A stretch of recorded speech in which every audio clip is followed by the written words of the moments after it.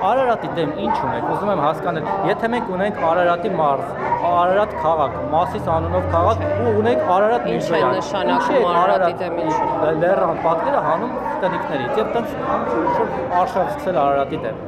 Ոնց կարելի է այդ տեխնիկական փոփոխությունը մեկնաբանել որպես արշավ Արարատ լեռան։ Տեխնիկական թող մեջի տարերը հանեն։ Բովանդակայինը նախկինում, եթե չեմ սխալվում, էլի են եղել տարիներ, որ Արարատ լեռը չի եղել։ Հետո ավելացվել է։ Քոչարյանի ժամանակ կեսից, Քոչարյանի իշխանության կեսից։ Եկել է, քանի անգամ եք ձեր անձնագիրը բացում, այդ կնիքը նայում եւ Արարատին այդպես ֆիքսում եւ ասում ինչ շահանեք չեն ֆիքսի դրա վրա։ Դե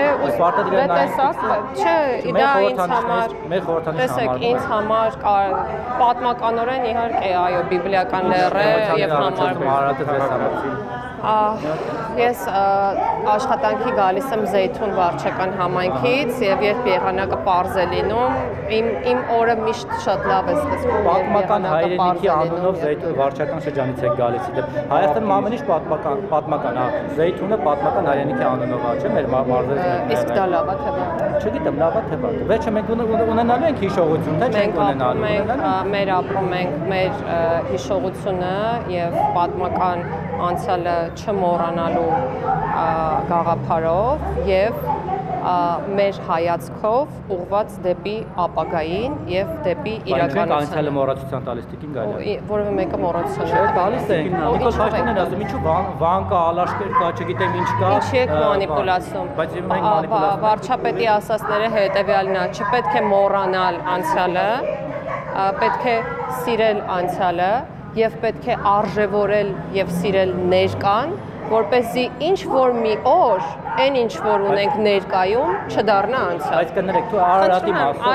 այլ բաներ միասին։ Թուրքիայում էմոցիաներ են առաջացնում, հարևան երկրի մոտ էմոցիաներ են առաջացնում։ Մենք հիմա ինչն ենք։ Այսինքն դրա պատճառով թուրքերի հարևան երկրի էմոցիաներին թուրք տալով եք ուզում Արարատը բանանենք, հա։ Ես կկրկնեմ իմ միտքը, մենք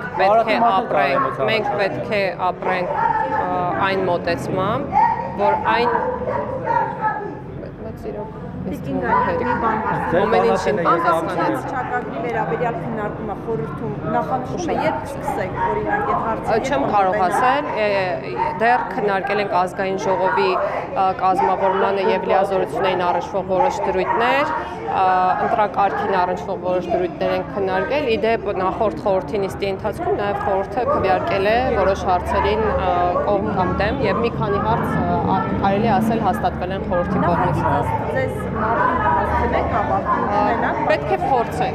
փորձենք հասցնել։ Իսկ տիկին կներեք էլի դուք շատ հարցեր շատ ենք ինչ որ կարծում եթե ամեն դեպքում նոր սահմանադրությունը չընդունվի հալակայով դա կարող է որևէ կերպ վտանգել են խաղաղությունը որի մասին հայտարարում է Ադրբեջանի հետ Ես կարծում եմ որ ոչ Նախանար մի քանի օր առաջ Նիկոլ Փաշինյանն ասում էր մենք պետք է հասկանանք թե 30 տարի ինչի Հայաստանի սահմաններից դուրս մեր զինծառայողը գնացել է, ծառայել է, հա։ Դուք քննիչ չեք տեսնում այս հայտարարության մեջ, որովհետև ի վերջո ինքն էլ է 2018 թվականին գնացել այնտեղ, նաև դրանից առաջ։ Ինչեւ դա չգիտեր, որ դա Հայաստանի սահմաններից դուրս է, չնայած որ մենք երբեք չենք ասել որ Հայաստանի սահմանները որտեղ են ավարտում, մենք գիտեինք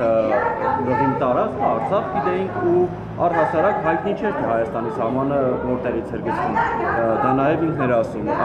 չեք տեսնում այստեղ որևէ խնդիր այս հայտարարության մեջ, ժամանակի ընթացքում միգուցե նաև դատական հայցեր լինեն Հայաստանի դեմ սահմանը Եվ մեջ շուկով տղային ուղարկեցան Եկեք հիշենք, թե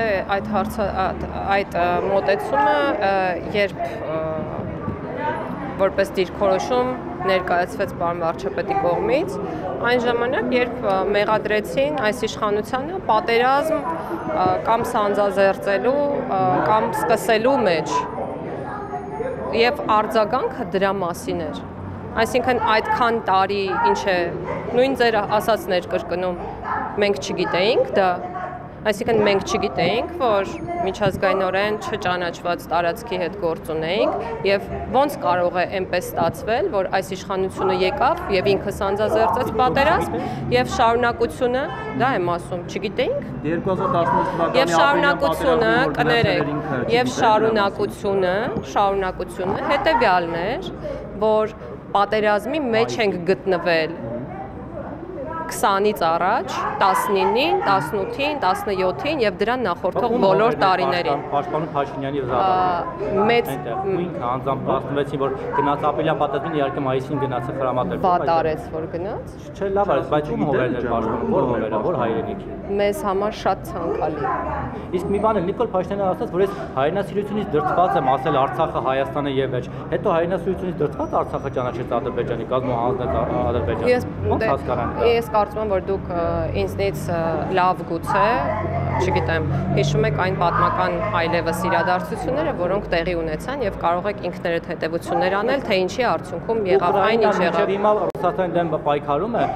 իր հողերի մի մասը Ռուսաստանի տարածքում է հայտնվել, բայց մինչև հիմա Զելենսկին հրաժարվում է ճանաչել Դոնբասը կամ, չգիտեմ, Ղրիմը Ռուսաստանի մաս։ Ու ատամներով պահում է, ինչքան որ կարողանում է, գնում զենք հազում, չգիտեմ, ռակետի քար հազում, բերում կռվում է։ Այ ախր ես այնքան կուզեի, որ գոնե դուք ինքներդ ձեզ չհակասեիք նրանով, որ վստահաբար, եթե զոհերի քանակությունը Աստված չանի ավելի մեծ լիներ, իհարկե էլի մեծ է թիվը, ցավոք սրտի, Հայաստանի մասին եմ ես խոսում, էլի մեծ է ցավոք սրտի, բայց եթե այդ ամենը շարունակվեր, ինչ մեղադրանքներ էին հնչելու իշխանությունների հասցեին եւ հնչելել են այդ մեղադրանքները, հետեւաբար իմ պատասխանը